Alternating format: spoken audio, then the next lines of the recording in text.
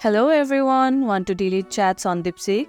I'll show you how to do it in just few taps. First, open the DeepSeek app.